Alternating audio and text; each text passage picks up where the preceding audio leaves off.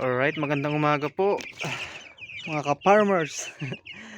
Ayan o, ito na po yung ating bali pang second na alaga ko na po ito ng mga 45 days broiler chicken. Ayan, so 20 pieces po dati yan. So namatay po yung isa, hindi ko alam kung ano nangyari, bigla na lang ayaw kumain tapos namatay. So ito po ay 19 pieces na to ngayon.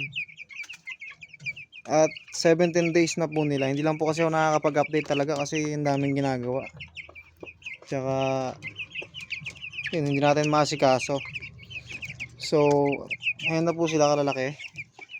Gumawa nga rin po pala kami ng bago niyang kulungan. Ayan o. So medyo malaki po ito. Bali pang 40 pieces. Kaya